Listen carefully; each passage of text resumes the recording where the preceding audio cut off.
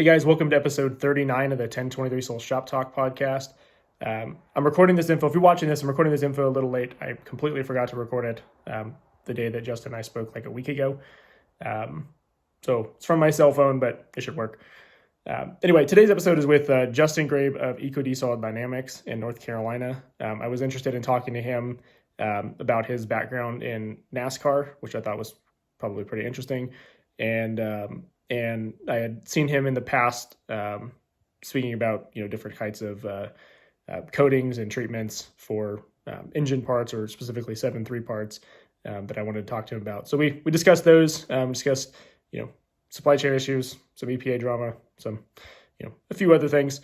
If you guys enjoyed the podcast, feel free to like it. If you're on Apple Podcast, if you're on YouTube, please like it.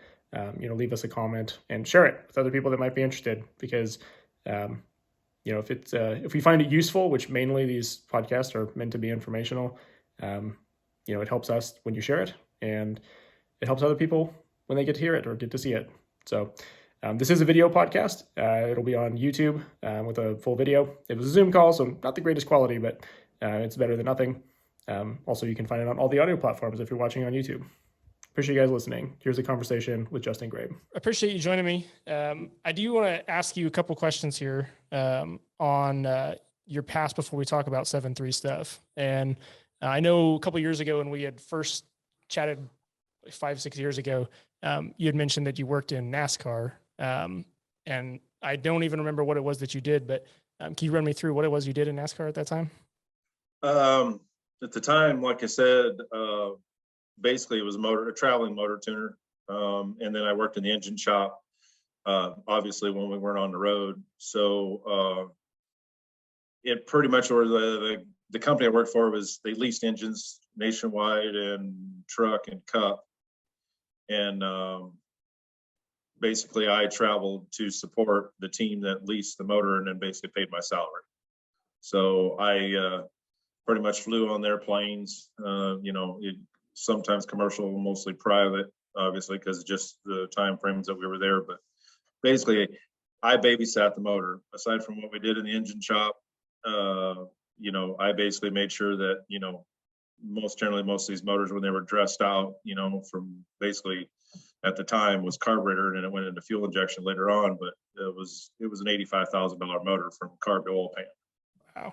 And my job was being paid salary. It was for my bosses. I had to take care of it, basically, Engine's bodyguard.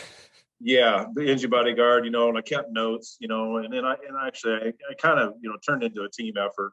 I always start doing over the wall stuff, gassing for the team, and it was, as long as it didn't conflict with the engine side of it. And generally, if we had an engine issue during the race, I was necessarily, you really weren't putting gas in it. It's like, oh yeah, the Hardening working, but the fluid's there, you know what I mean? So, but yeah, that's basically, I did a lot of overseeing of that. And then the shop that I was at, they had full-blown CNC machines, you name it. there was a lot of other stuff that went through the door that I can't really talk about. Obviously, it's, that's, pro stock stuff was coming through there, drag racing stuff, and like the Top Fuel. I've seen some Harley stuff, some nitro stuff. I'm very fortunate to be in some of these places that I've been working, that I got to see some stuff like, oh yeah, this ain't, of course we didn't see a whole lot of diesel stuff.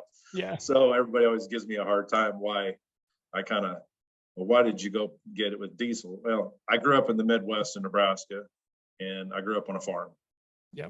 And, most of the time, like I said, so obviously, that's where I got my drive from, was from my uncle. So going back to the NASCAR thing, it was kind of a dream. And obviously I've been out of it for a while. It just, home time. I was gone a lot. Yeah. In 06, when they brought the COT car, which obviously a lot of people know, they go from the downforce car to the COD, the car of tomorrow. Now they got a gen, I can't even remember what it is now, but they've really changed a lot of the stuff that it used to be when I was in it. And they've made it really interesting to where I gave up about 46 weekends in 06, and it was between testing. I was 1 or 2 days off a week. Wow. And it was, you got kids, you got family. It's, it's bad enough running a business, but at least I know I'm only about, a couple miles away versus where I've been all the way on the West Coast. Yeah. And, 3-hour time change, kind of like where you all are at over there. And there was times where I'd get home and the sun was coming up, and I'd been at it since 7 o'clock West Coast time. And it's just too much. It is an overwhelming experience. Job, That's for sure. Yeah. I don't regret it. I met a lot of good people. I know that it's helped me, the resources into the diesel side of it. Yeah. Kind of got with Elderbrock, a couple people over at Elderbrock. Obviously, it really didn't kind of populate in anything, but there's some things that Elderbrock has produced that I kind of had a little bit to say in it, just because of NASCAR. So I like on consumer parts or on like the Duramax heads. Okay. Excuse me. When those came out, I worked with a couple engineers over there, Kurt Hooker, which here recently just passed away, obviously, and a lot of those guys, and things kind of changed over there. I didn't realize that, obviously Elderbrock bought Comp, or Comp bought Elderbrock. I think it was Elderbrock bought Comp. But anyway, that's changed hands now too. So that's all under the same umbrella. And a lot of it's investment companies, that are doing it. But that's how I kind of got some insight on it. I was able to help out on those heads a little bit. Obviously I wasn't one of the heavy hitters, but my main thing on those heads when I worked with one of the engineers over there was that, their main thing is obviously the hardness of the head. They had a T7 process of the hardening of the heads, but the main thing I was telling them, I said, emphasis that I seen on that is try to get coolant passages closer to the exhaust ports. Mm-hmm. And which obviously, it helps with scavenging effect. You're able to take that coolant, keep it closer to the exhaust ports area if you feasibly possibly can, and leave the head to where you can actually have some infrastructure there to where you can port it. Because anything Elderbrock ever made, I can remember stuff coming into the NASCAR shop, and it was an SB2 intake, and it was raw. You couldn't even hardly, stick probably a roll of quarters down in it. It was that tight, and we'd go in there and see the living daylights out of it. Oh my gosh, it was half-inch thick. But anyway, yeah. So that was one of the big things that they improved on those Elderbrock heads, those new aluminum heads. And then I tried to kind of, more of the marketing side of it. I told them, I says, they kind of brought them out as a high-end head that was assembled. Mm-hmm. And I'm like, man, these diesel guys will buy it, but I said, you ain't going to get your major masses. Y'all got to make 10,000 or 20 or 50,000 sets. Yeah. Make them bare. Let these guys do their thing. It's like I told them, I said, y'all send this stuff over to us in the NASCAR shops, and it's raw. There's a lot of the times we had to run it stuff because it had a part number on it. It was sanctioned by NASCAR, was approved by NASCAR. All the hoops that you had to jump through, which I kind of understand it. That's just the name of game of racing. But anyway, I drug that out a little bit, but that's NASCAR. That's what NASCAR's kind of done for me, and worked with some different people. Just food for thought. A lot of good people that, they were like, oh, why you mess with that heavy crap, and a lot of times people, out here don't like to mess with the diesel stuff is because the oil, it takes integrity out of those chemical solutions in the jet washes. So it weakens it. And obviously when these guys are running, a $5,000, $6,000, $7,000 pair of heads through it, racing heads through it. Yeah, and they obviously don't have, they got maybe 2 or 3. And then some of the places I've been, I've seen 6 solvent tanks, I've seen, or not solvent tanks, but jet washes, cleaning up, tanks. And then my big thing I loved when I was over there was the ultrasonic cleaner. Oh my gosh. You could take a set of pistons and they'd been 600 miles on a race car motor, which obviously a lot of times we didn't do that, but you could put them in there and they looked like brand new when it came back out. Yeah. But it was just diesel. Diesel will obviously get saturated with gas or the diesel solution and, your soot. And it's a tendency to be a lot more aggressive on a chemical solution. So it's kind of a lot of the shops to a certain extent, and like I say, obviously EPA, we won't get into all that stuff, but yeah, your vats, a lot of your chemical vats are gone because they just,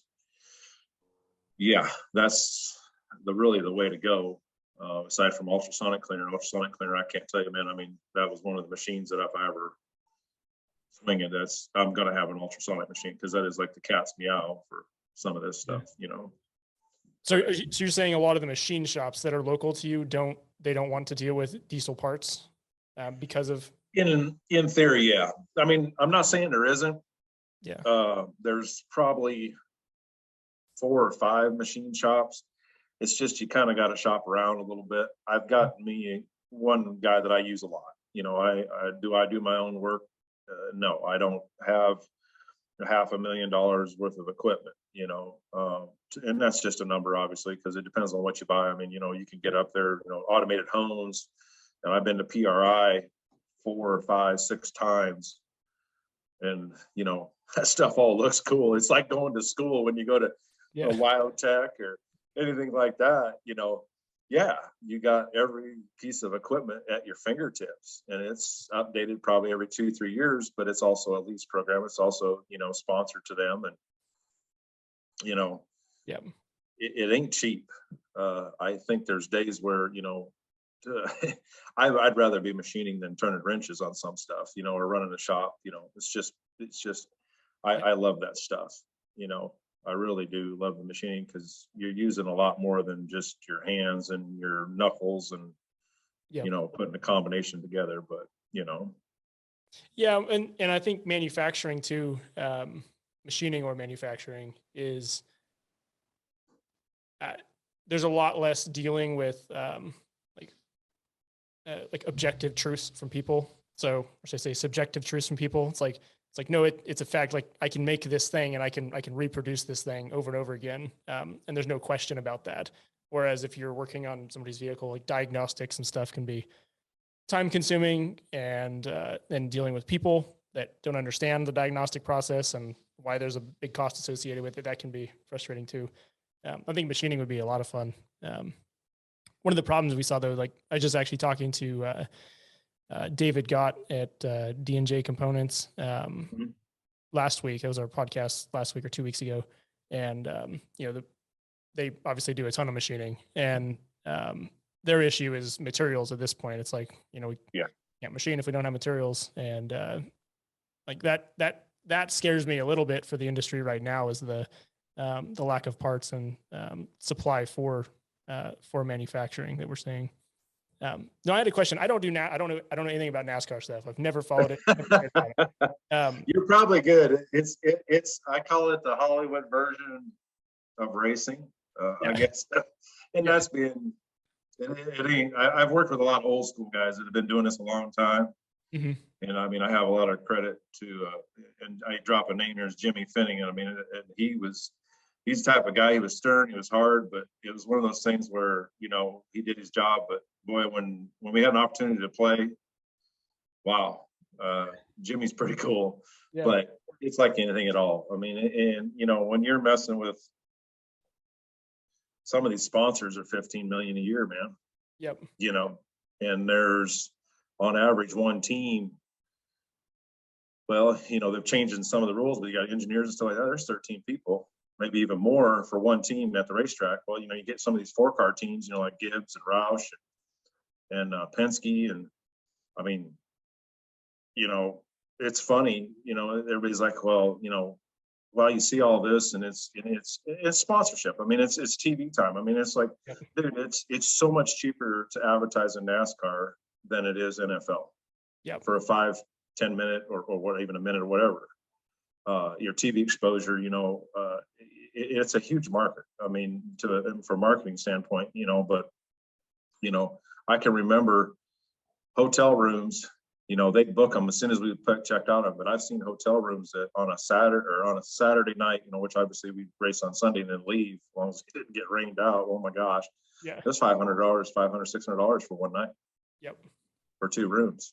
They double, triple the cost, which some of our sponsors, you know, but a lot of times that was a franchise part deal. So obviously the people that own that hotel or manage a hotel, you know, they're going to want to get paid. Yeah. It's just how it came up. But I mean, you figure, you know, engineer had a room, crew chief had a room to himself. And then you had, you know, 6 or 7 or 8 crew guys. So figure 8, there's 4 rooms. So take that times 5. So you got 5, 6, 7. Holy crap. One team for one day, it was $15,000, $1,600 Yeah. for one night. Yeah. I've got to imagine there's a ton of money in NASCAR, just money getting thrown everywhere. Yeah. And it's, I don't regret it by any means. I know it's more, I'm paying for it now because, you know, it was definitely different than when I did Top Fuel. I did NHRA with Doug Herbert. I did the Top Fuel side of it. And I look at Top Fuel and a lot of people ask me, you know, why do you compare Top Fuel to diesel? I says, man, I said, that thing's basically running down the racetrack on its own fuel until you shut it off. I said, all the spark plugs are there is for corks to keep the cylinder together. You know?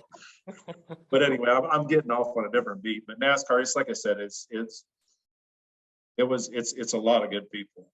You know, it's changed a little bit. You know, it's business. It's kind of, I guess it's instead of, you know, I know the dirt scene is, you know, for NASCAR has really gotten big. I mean, obviously, you know, I think this weekend, as a matter of fact, they're racing on the dirt up in Bristol, which, you know, I've been to that track, and Dusty, it's not as quite as banked as Daytona or Talladega when you walk up there, but Yeah. it's a bowl and it's pretty impressive. You know, there's nothing when the race is going on, you can't hear nothing in the infield at all. And obviously infield is not very big anyway. And they were, you know, Bruton Smith owns that track, and they were going to try to do an entry off of I think the south or east side of that track where you could drive semis underneath the track, come up into the middle infield area wherever they staged at, because we used to have to drive them up over the track. Well, literally the angle of that banking when it coming in there, the back spread axle on one of those 53-foot trailers is 2 foot off the ground. Yeah. Until it kind of contours back. But, you know, it's pretty wild. It's, you know, Dover, I mean, there's, you know, that's another weird track. I mean, it's kind of scary, you know, but Daytona, I ain't gonna lie to you. If you don't have momentum to go around that racetrack, you are literally going to fall down the racetrack. I mean, there's no ifs, ands, buts about it, you know? Yeah. I've never seen any of those tracks, but one of these days I'm going to have to. I think it'd be something neat to just take a look. It is. Talladega is pretty much, I guess I look at it this way. Daytona's, you know, it's sandy beach, you know, Talladega's out in the middle of nowhere. Yeah. You know, there's a lot of history there. It's the grassroots, more for the southern version of racing. But Daytona's, you know, it's a vacation, you know, it's like anything at all, it's Florida. Yeah. So, you know, but you'll have to definitely take it.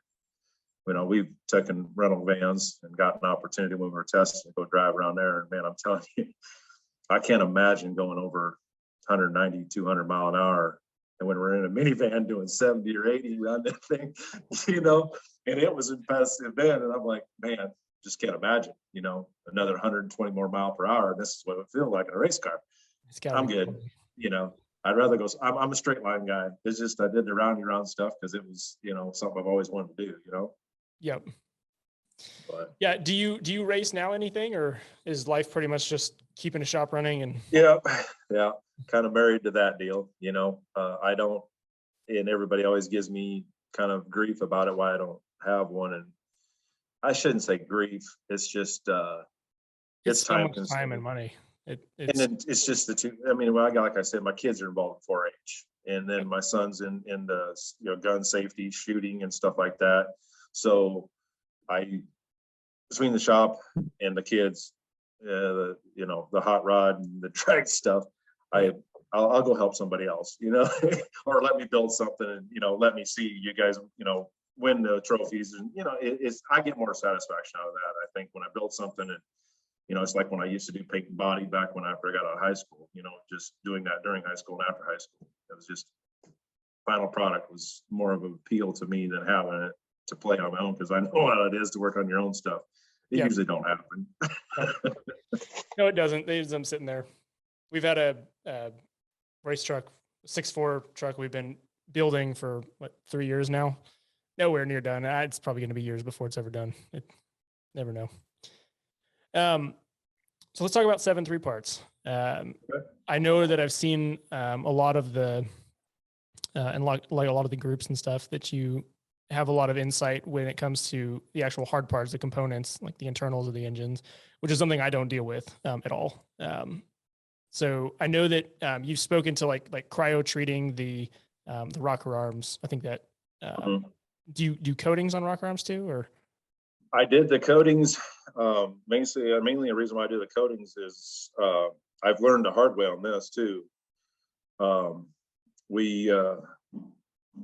My first go around with it is I coated the part first. Excuse me, and then I took it over to have it coated.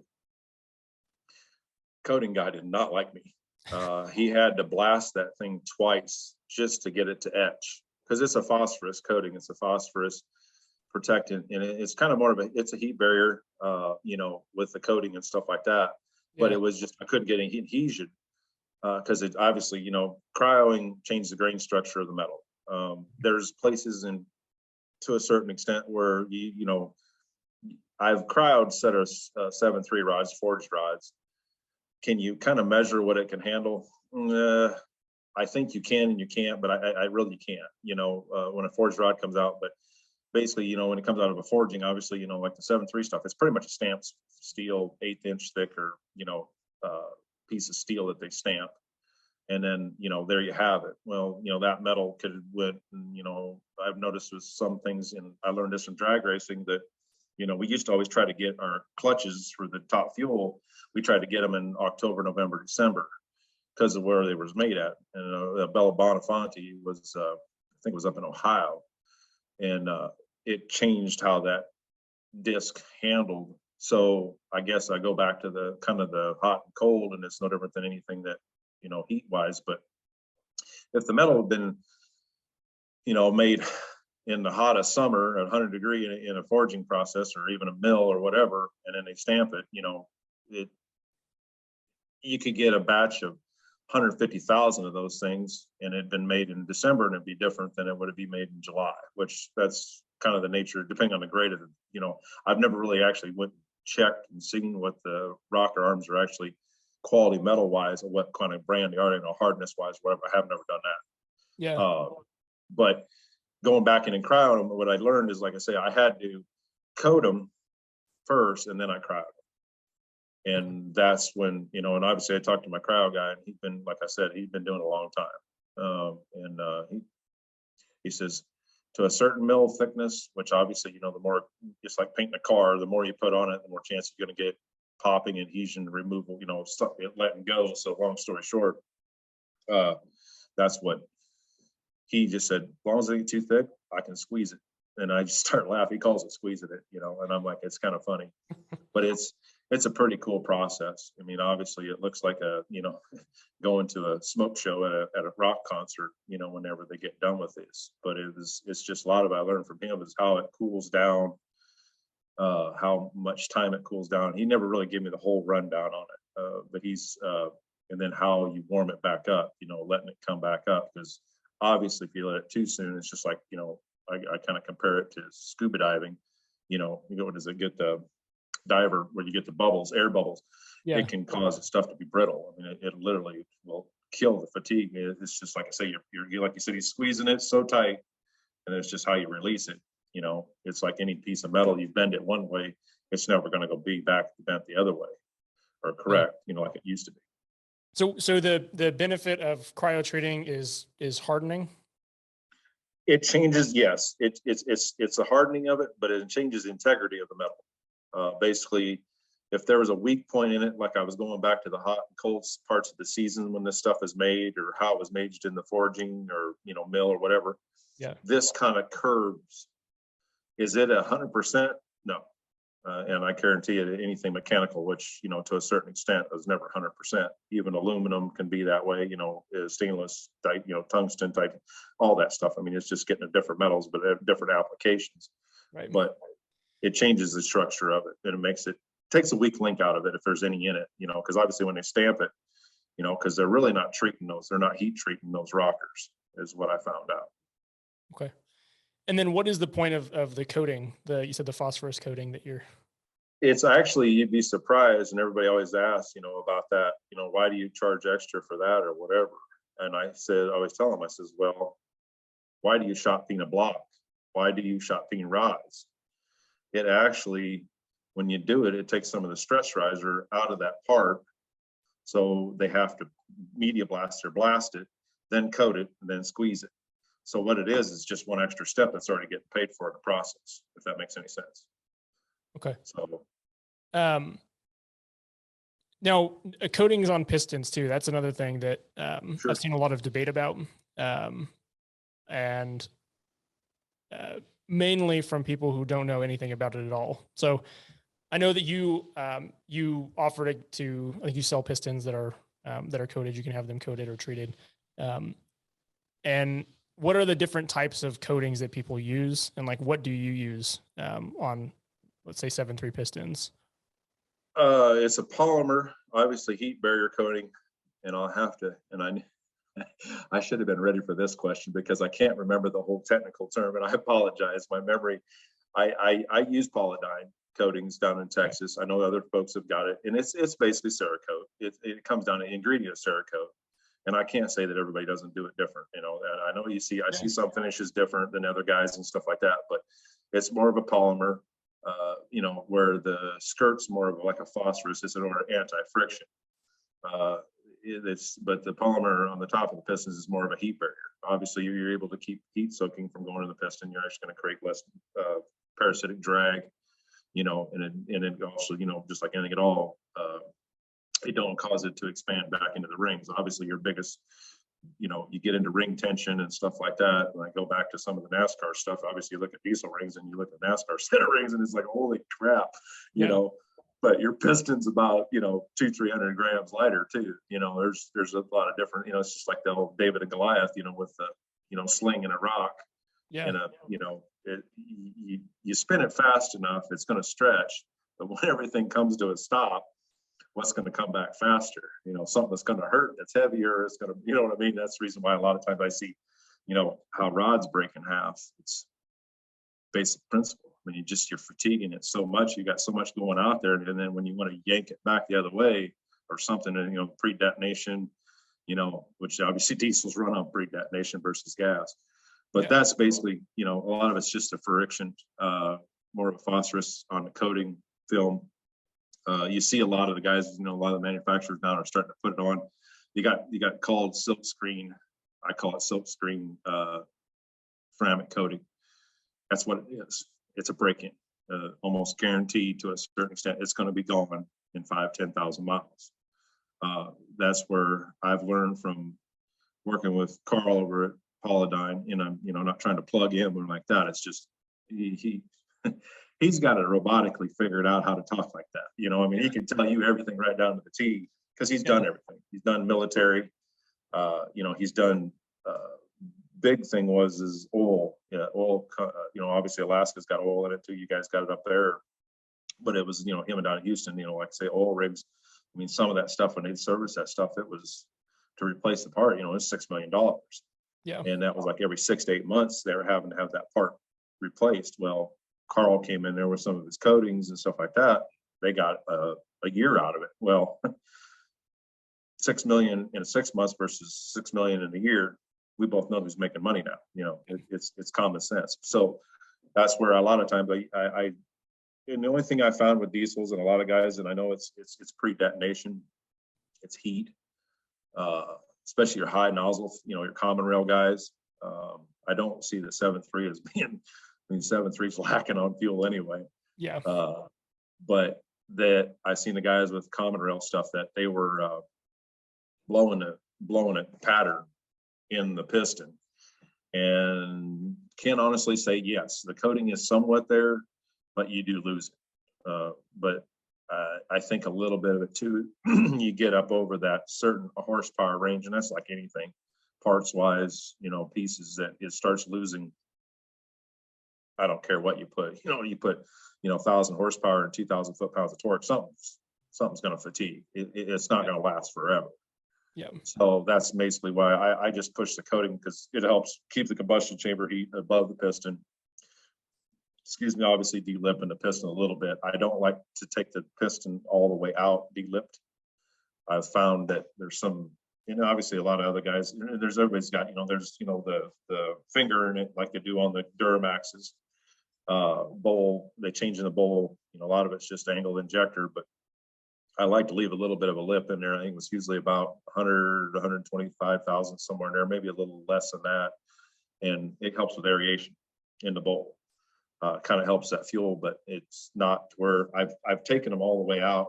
And obviously, I mean, aside from putting on the, even on an engine dyno would be more accurate to test in the chassis dyno because it's just a parasitic drag, and everything you lose comes down, and this is what I do from tuning.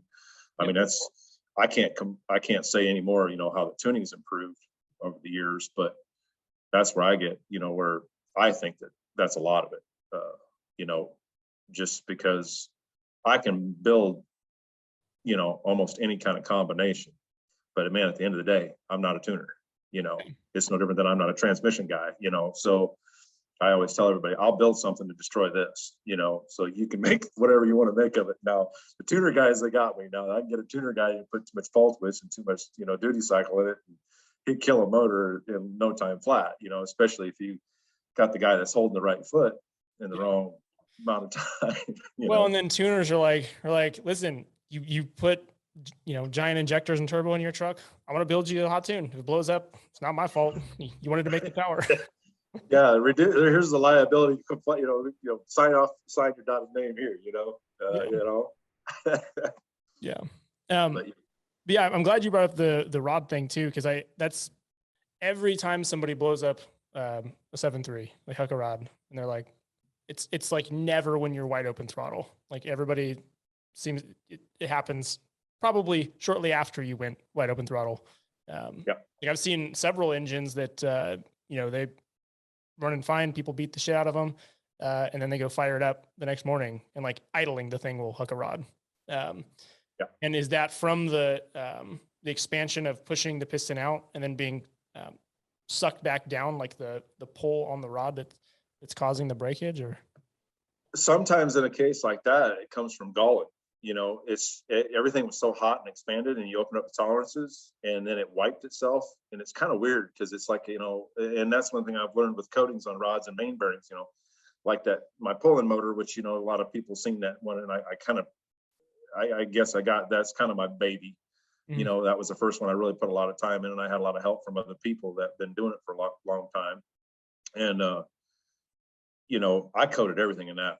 Rods, mains, cam bearings. I even got one as far as coating the intake and exhaust runners, the combustion chamber. So going back to that, it's like I say, with coatings and stuff, what it is just, it kind of creates a barrier to where it keeps, like, you could take, like, you took two pieces of glass and you drop 2 or 3 drops of oil on it and put the glass together. And it's just really smooth. It's got very minimal resistance. So you keep that hydraulic wedge, I call it.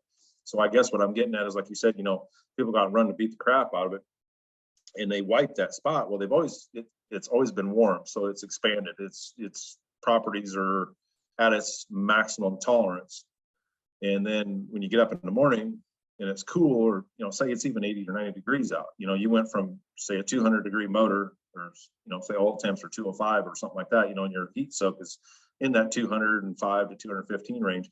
It's metal thermal after that. I mean, basically dynamics when it comes back down. But yeah, basically you got back to where we were asking about, beat the crap out of something, and then you go to start in the morning and it hangs a rod. Yeah, that's kind of, I think, where we left off. Yeah. Hopefully that doesn't crash again.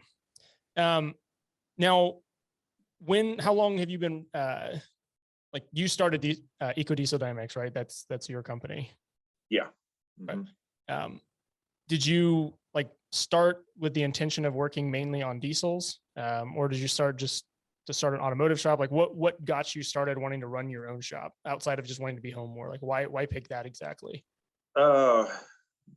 Basically, like I said, it was 2014 is when I kind of established, and that's kind of when I was starting to see where I needed to be getting out of NASCAR. So, basically it started, I always been around gas stuff.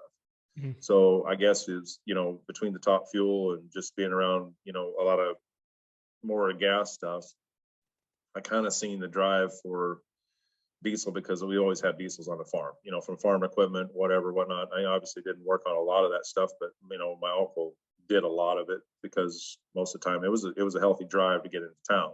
Yeah. If something was messed up on the farm, we just didn't, you could drive it, hauling it, it costs money. So a lot of stuff we just had to really improvise, and it wasn't necessarily always a baling wire in the twine, it was, Yeah. we were replacing parts, it was nuts and bolts. So I just looked at diesels, it was kind of a more of out here where I'm at, there's so many between hot rod shops, the gas side of it. There's probably more than a handful of diesel guys out here by all means. And I know McCoy Black. I mean, he's I think about an hour or 2 hours east of me. And obviously you got Jared Alderson, which he's I think 4 or 5 hours, so he's a pretty good haul. Then you got Rudy's not very far away. There's a few other people that I'm just kind of putting some names out there that really went to the next level on stuff, but I just kind of ran with it. I didn't in the shop. I mean, I work on everything, there could be a lawnmower there. There could be a go-kart. There could be, if it's an air pump, I pretty much, but you obviously got to be careful because like anything, you get too far away from, it's like, working on just strictly Duramaxes or working strictly on Power Strokes. There's absolutely nothing wrong with that. Yeah. It's just more of anything. I've just kind of wanted to build a reputation to, try to take care of the customer, and you get other people's shop stuff in there and I know they get some of my stuff. And I tried to use a lot of my NASCAR mentality that, I had to build a motor, basically not build a motor, but put a motor in a team's car. And then we had to nut and bolt it. We nut and bolted after practice and qualifying, and it had to last 600 miles. Mm-hmm. Well, something fell off and you didn't finish the race.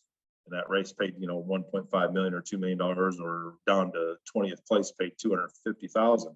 Guess whose ass is going to get in the lane? Yeah. Me, especially if it's something on the motor. So, aside from something at debris wise or whatever. So I tried to use that mentality on customers' vehicles, and it's not a sales pitch, man. It's safety, and I know that honestly, the performance side of it, I love building this stuff sometimes for the diesel guys. And and obviously it's just a different demographic of maybe where I'm at, but it used to be more fun, but obviously we're going to go back to the shortages, like you had said about D&J, with their materials. I know these guys out here, I mean, valve springs right now, good luck, especially a good quality. I mean, I obviously I got my kits, and that was just as mostly NASCAR parts, but there's other kits out there that, do be sufficiently working. It's just the DIY stuff on some of that stuff. There's nothing wrong with it. I know that you got to look at, and I guess I'm jumping around a little bit on the motor parts of it, but going to valve springs and stuff like that, looking at that micrometer, you're trying to hold that valve open, make sure that valve don't drop. And obviously, I mean, it's very hard for that valve to kind of drop, but it can. It ain't like doing a gas engine when I do it on a NASCAR, where we supply air to it, and I mean, there's, what was it, 8 millimeter valve, I think is what we were running on. I mean, it was very small stuff, but I mean, it can just, the O-ring is inside the guide, not on the outside of the guide. So it's just a different atmosphere. I guess on my spring stuff, I like to get rid of the valve guide seals that are from the factory. Everybody's like, well, why would you do that? Obviously that valve guide seals 60 thousandths, but it ain't that, Dusty. It's more of it's a heat thing. I mean, I look at if you can contain the heat and get it out from underneath that steel umbrella, and you just have a positive. The ones I use are off of basically a big block Chevrolet. You just got to machine the guide because there's the valve guide on a 7.3 is an oddball number. They just, so that's the reason why I kind of iterate on that. But, it's just a few pieces that, on the shop. General maintenance is basically where I hate to say it. I do, aside from doing oil changes and stuff like that, brake jobs, doing trannies, clutches, I can turn and burn that stuff. Well, it's really hard to make money in performance, like especially as a small shop. Like, there's too many variables. There's too many things that take a lot of time, and at the end of the day, like you still have to be able to make money. And there's one of the problems that we've seen, and I imagine you probably see it somewhat too, is like there's a difference, a complete difference in like probably components and knowledge and the time you're going to put into working with someone who wants to build themselves and just buy parts versus somebody who wants to bring you their truck to build it. I'm like, that's an issue we've had for a long time, is like the things that I might, tell you to buy if you're doing it yourself are probably going to be different than what we would do in the shop. We're not that interested in building a 500, 600 horsepower 7.3. Like it's going to be too expensive for you. Like that's a hobby truck that if that's what you want, that's great. We can help you build it. But like, we're not the shop for you to build it. Like our shop is a repair shop, that dynamic, I think people don't understand a lot too, of, like it's hard to make money as a repair shop.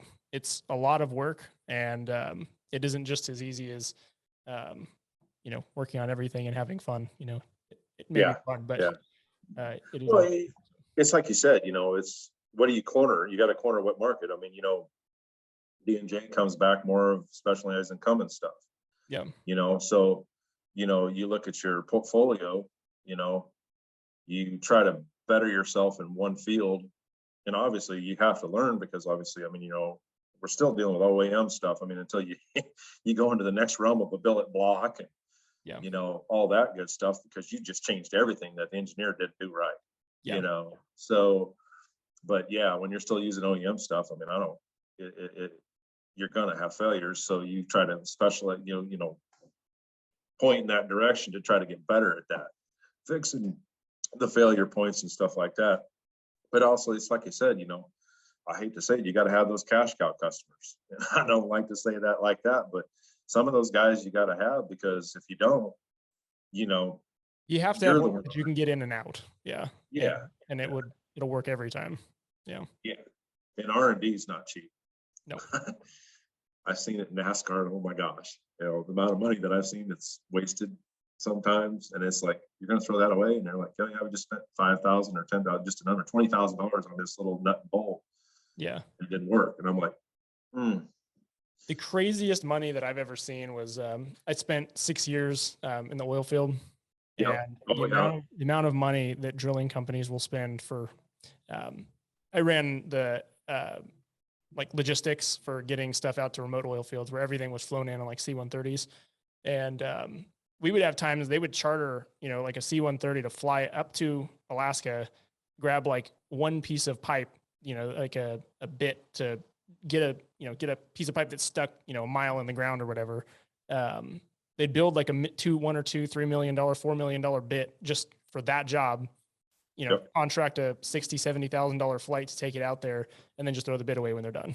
It's like, that blows my mind every time. Yeah.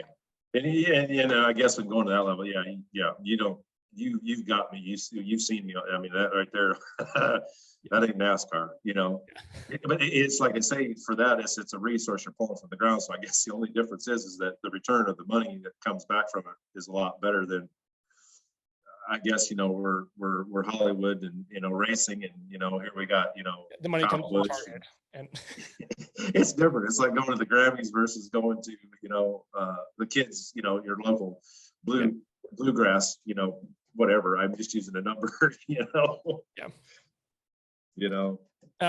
So I know that you do have a website. By the way, your website for just like a small shop is really nice. I was impressed. Most small shop websites are awful.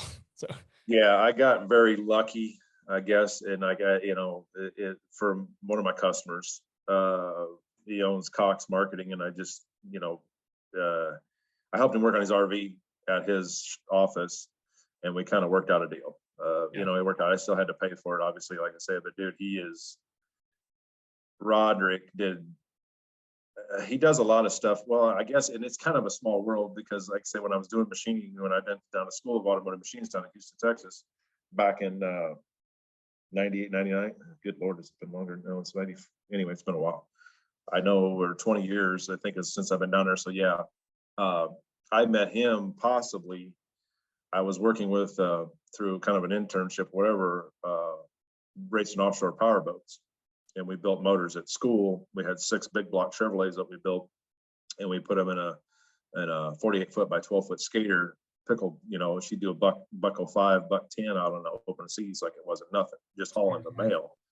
So anyway, Roderick was big in with Drambuie on Ice, which is a bigger sponsor. I know there was Al Cohn, which is a big accountant from out of LA area. But anyway, Roderick did a lot of marketing for him.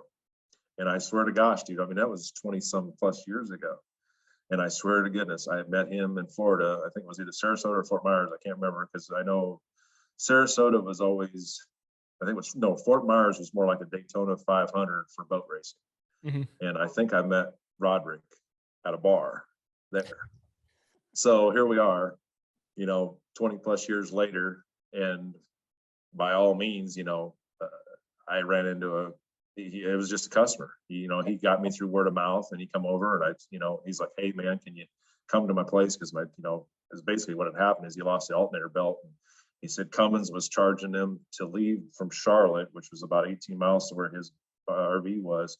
They were charging him per hour or mile, then charging when they were there. So I was like, yeah. I said, all we had to do is put a new alternator and a serpent, or basically alternator and AC belt back on it. Anyway, and I worked on his son's stuff, and that's how my website looks as cool as it does, because I guarantee you, I did not pay as much as a lot of people think I did. But it's just a great job on it.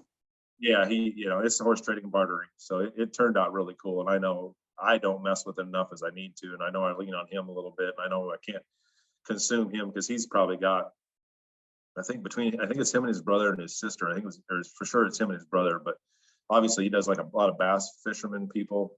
But they've got, doing the algorithms, seeing how, they network everything, the keywords and stuff like that.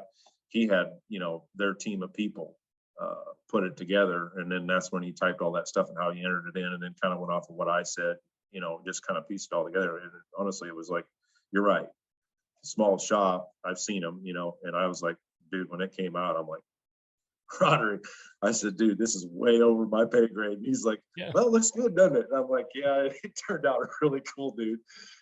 Yeah, it did a great job. I know that like in the past, you didn't, like, I don't know, originally we met on like Facebook pages and stuff, but are you going to start pushing more towards like trying to do online sales, or are you just focusing on the shop? Like, I know there's a lot of struggles with trying to sell online and run a shop. Like, they're very different things. And it's hard. Like, the issues that I left Facebook mainly because it was like if I'm going to be present there, then I'm going to deal with the issues of being on Facebook. Like, if you're going to be present for sales, like I think there was just a post the other day about this, then you need to be like present for questions. Like there's public discourse that's going to happen if you're available there. And I just found that to be too hard. It's like, it was great, a great way to like reach a lot of people. There's also a lot of problems that come along with it. So anyway, I was just curious, are you planning on trying to push more into like online sales stuff too, or just mainly work on the shop and do more? It's probably, I mean, I'll be 49 this year. So put 2 and 2 together. It's one of those things to start working smarter, not harder. I guess, so I don't really care for the turning wrenches as much as I used to. It hurts. And in all the years of racing and stuff like that, I mean, I got no excuse, dude. It's just, I've worked and partied like a rock star, but obviously I'm not using that as a loose terminology, but it hurts. Stuff isn't what they used to be. I mean, to go and lean over and do a set of injectors on a 7.3, in a record time or whatever you want to call it, that I used to be able to, get it out and in pretty quick. It's, hey man, the phone rang, well, I get down for a little bit, stretch a little bit. So yeah, I really kind of wanted to do that. But obviously, the shop is like anything, all that's overhead, it's like you said, that I get exactly what you're saying, and as I've gotten older, I guess too, is, and then being a businessman and stuff like that on a shop, it's like, you got to back off a little bit on the Facebook stuff. And I use that term very loosely. It's not what it used to be. Obviously I don't ever see it. And obviously I think a lot of it too is just with all that's happened in the last 2 years, like I said, with all the shortages, it's kind of turned it into a free for all. I mean, it's who's got what in stock, You know, you try to work together as a, you know, trying to get options for people, help each other out. Yeah. I've learned to really, you know, it's like I said, you know, when I sent you that message a while back, you know, it was, I just, you know, you just can't do business like that, you know, and I had to change. So it's like I said, yeah, I want to try to do the more online sales. It's just that for me, you know, it's like selling ice to an Eskimo, and I know up there where you guys are at, it's a little bit more of a terminology, but it's just, I like to try to sell stuff that obviously, you know, and obviously the profit margins that are there, you know, all these costs of everything going up. So, you know, you gotta look at all of it. I mean, if it ain't hurting everybody, I mean, there's something wrong with you, you know, I mean, or obviously, you know, being Elon Musk and trying to, you know, buy Twitter, Yeah. you know, so Both I the get what you're problems of saying. billionaires. Yeah. Yeah, you know, so it's just changed all, you know, and I think a lot of it, you know, having, you know, and obviously over here, there's so many CNC shops, it's unbelievable. But it's like these guys, you know, it's costing money, you know, to digitize a part, to scan a part. Then you look at the material costs, you know, how much can you order that you need to have all the material that you need to be cost effective? You know, do you order, you know, 50 sheets of 4x8 sheets, or you get about 8x10 sheets, you know, because you're able to take your part and get more out of an 8x10 foot sheet versus the 4x8 sheet, but you're going to pay more money for the 8x10 because of the transportation, you know, so you balancing all that out. But yeah, I guess more of anything is, I don't want to look at trying to push a bunch of stuff that's already been out there. I mean, obviously, you know, I try to push more of the services, you know, like the rockers and stuff like that.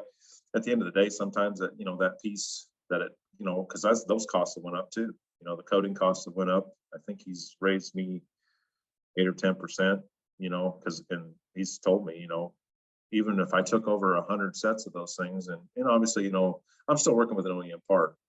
I mean, and everybody's like, well, can you get new, you know? And I'm like, yeah, but I said, you're going to buy the whole assembly, you know, and I think it was $28 or $30 for a whole assembly rocker. I'm just using a number. I can't remember exactly, and it might've went up.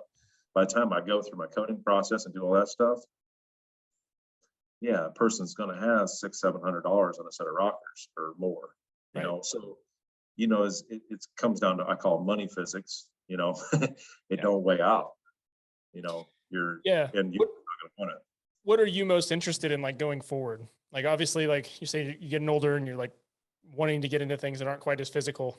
So is it like manufacturing and machining? Is that what you're most interested in? Like, just, I would like to, you know, if the thing is obviously some of that equipment, you know, it goes with a cost. So, you know, it's working with some other people, you know, I really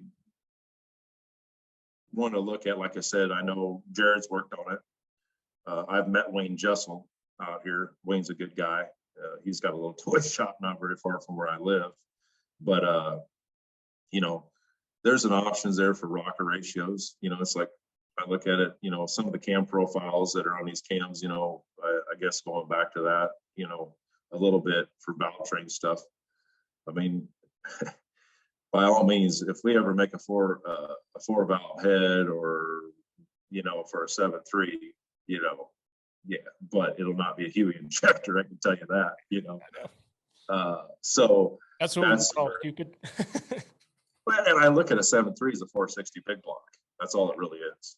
You know, it's just a big valve, got big runners, and got crappy exhaust runners, you know. So we can get air in, but we got to get air out. It's just a balance. But that's kind of, yeah. I mean, you know, obviously, you know, still move some parts that are readily available from your manufacturers. You know, I mean, that's just, it's kind of not really being the survival of the fittest, but it's just more of, I guess it's just, I'd like to work with more people, you know, which there's some other people that I've tried to get with. And, you know, I learned that on the Ellenbrock deal, you know, I had to sign a confidentiality clause, all that stuff. And I mean, and I guess I didn't want any royalties off of it. All I asked out of the deal really is I just wanted to be a dealer, you know, and have an opportunity to not have to do the buy-ins, because I know the buy-ins, you know, I know what that is. It's business sense side of it, to, you know, show the sincerity of it, you know, how, you know, are you going to order 2?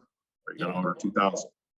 You know, so, you know, and then, you know, getting proprietary stuff on that, stuff like that, you know, I'm probably a little late on a lot of that stuff, because I know there's guys out there a whole lot better, you know. I mean, look at Jesse Warren, you know, I'm using, you know, some examples. I mean, you know, that takes a lot of money to go build a billet block. Oh yeah. Or a 6.0, but he had to do something, So for me, it's intriguing. It's something to learn from, you know, and it's like I say, you know, the diesel industry has really expanded in the last, I'd say the last 5 years. I'd say, I shouldn't say maybe a little bit longer, but I mean, the last 5 years has really changed, you know. But I also look at it too. I mean, and you know this, and we don't know where this EPA crap's going. And I don't like to touch on this stuff, but everybody has. It's Yeah, you know. there's we've been under EPA enforcement action for over a year now. And I mean, all I can say at this point is I don't have a whole lot of like bright hopes for the future of like aftermarket automotive. I really don't. It's a shame. It's cross spectrum. I mean, it ain't just diesel. I mean, I don't understand, you know, get into that a little bit. And obviously we could be here all night talking about that, but it's pretty sad when more, you know, I look at it to a certain extent. You know, I'm not against electric and EV. Yeah. I think it's a new world. It's no different than, you know, having new tuning. It's no different than having new laptop, new you know, cell phone, but it's got a growing pains it's going to have. But I just don't like the push that I see. No, we're just not ready yet. Like the infrastructure just isn't there. The technology isn't there. Like we can't just force a shift. I agree with you. I mean, if I was a rich man, I'd love to have a Tesla. I think they're cool, but you know, I'm not. It's the push is way too hard right now, and it's shoving, you know, an entire like, you know, multi-billion-dollar industry like right into the ground. Between manufacturing issues and the EPA, like I think there's going to be a pretty big hurt on, especially larger shops. I think more than anything, I think the small guys that, you know, 1 or 2 man crews that just can keep up with the stuff around them, I think they'll probably be all right. But like mid-sized shops, you know, 15, 20, 30 people that need to support that. I mean, it's expensive. Like shop space and tools and equipment is really expensive. So I don't know. I'm curious to see what the future holds. I certainly, part of me wants to put my brakes on any amount of growth we might try to pursue, because it's you know, it's leaving you with some I guess it's no different than, you know, the whole epidemic and, you know, some of that stuff, and it's like it just, I don't plan on growing any more than I am. I can tell you that right now. I mean, it's just because, you know, for the age that I'm at, and I shouldn't use that as a loose term, but, you know, my kids, you know, it's, you know, I've taken risks to get where I'm at and expenditures, and, you know, lost money in the meantime, and, you know, had, you know, bad deals on credit cards. And if nobody's in the business of selling stuff on the internet or even whatever, if you had a hit like that, that hurts. You know, you want to literally, you know, I had one incident where I threatened the guy, and I'm like, he's like, you know, of course my wife started telling me, she's like, you can't do that. I'm like, well, he's got to file a police report, so I don't care. They're going to find it. And I mean, she's like, what if you go to jail? I says, you got bail money. I mean, I was livid, dude. You know, I mean, it's like, I've never tried to see that taking and stealing from somebody, especially in a case like that, you know, that's just ruthless. You know, I've seen vehicles come in the shop, and you see some of these used car lots, and it's like, oh my gosh, you know, it's some, and that's what everybody always asks me. Says, oh, you know, he's used with these used car lots. Absolutely not.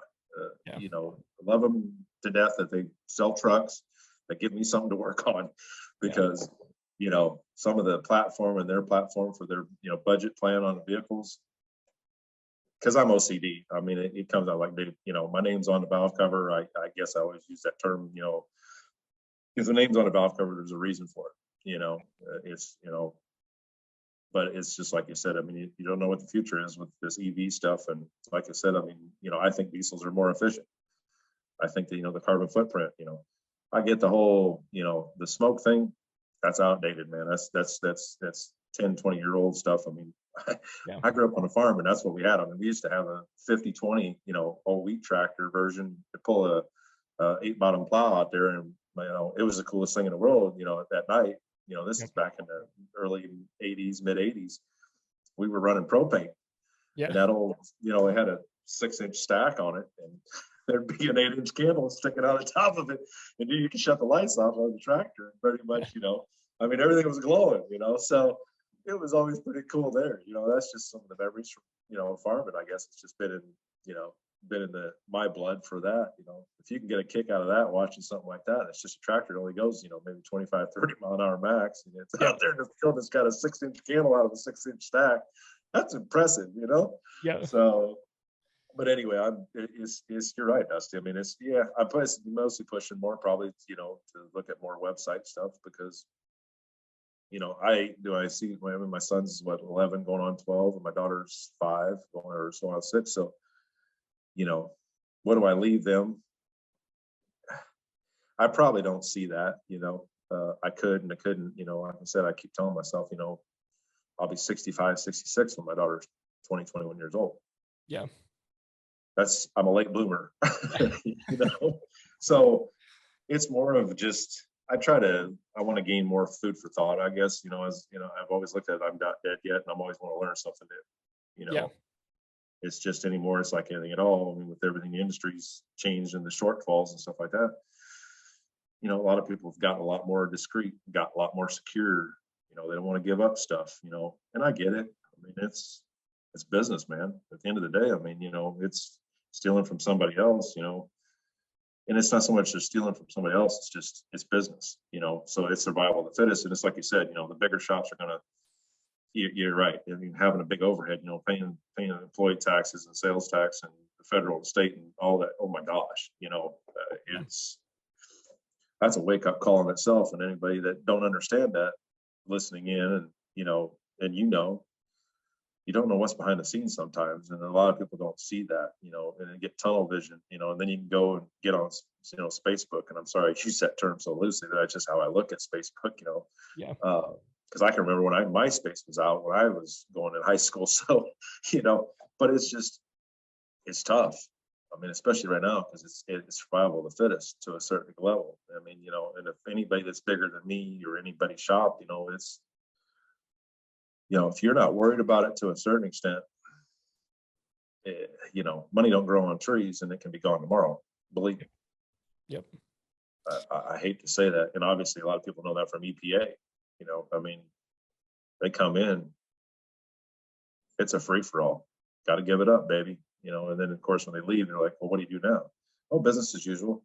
I'm like, man, I hate that term. Everybody, a couple people always rub that into me. Why do you say that? I'm like, man, because it chaps my butt. Yeah. It really does. Yeah. My internal joke is, I'm from the government and I'm here to help. And that's just whenever I want to laugh. That right there is a decoy in itself. I didn't even hunt right there. That's like, you got a bullseye on your back, boys. Yep. Yeah. Well, I appreciate your time, man. I know it's getting super late over there. Yeah. I'll hit you up after this too, because I do want to talk about some of the stuff that you offer, and see if maybe there's something we can offer that we can offer some of the stuff that you sell too.